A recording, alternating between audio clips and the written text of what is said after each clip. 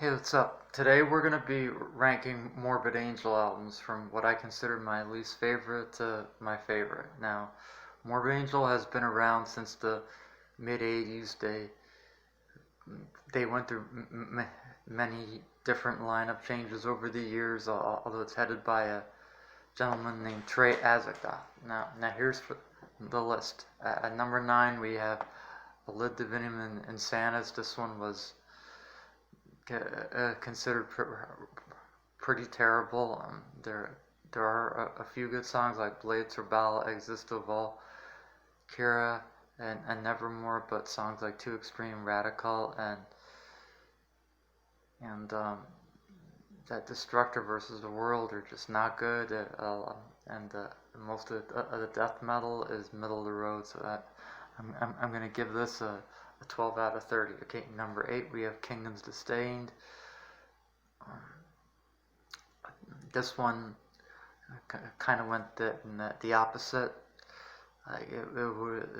It was too incoherent and very noisy. Production was bad. Songwriting was less than desirable, but better than Illid. So I give that one an 18 out of 30. Now, number 7, we have Domination. This is where David Vincent's voice started to go downhill. I did not care for the lyrics. They were not a cult-like enough good enough for me, I should say. And most of the lyrics were about war and stuff. Did not enjoy it.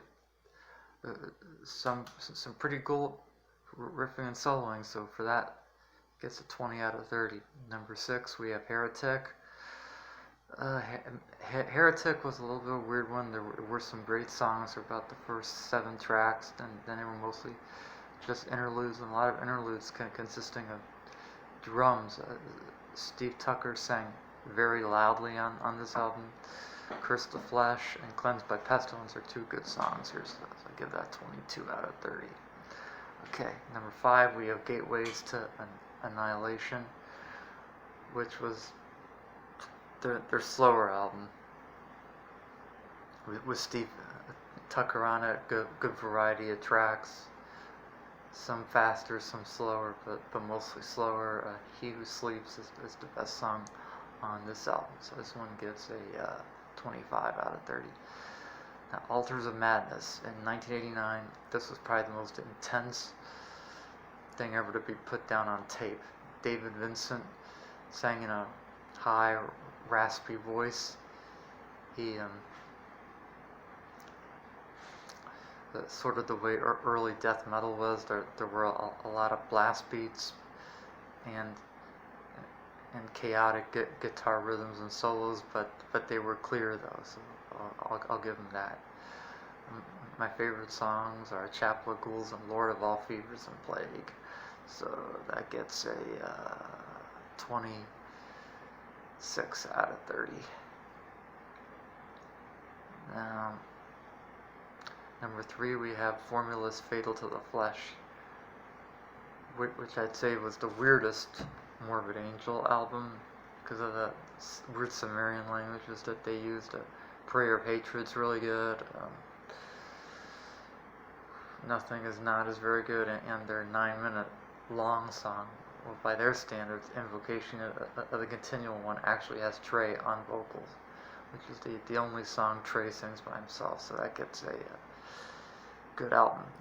Great album, I should say. That gets 26 out of 30. Number 2, we have Blessed Are the Sick. This is the one that got me into Morbid Angel. The video for the title track. The title track is still my favorite Morbid Angel song. The first half is better than the second half,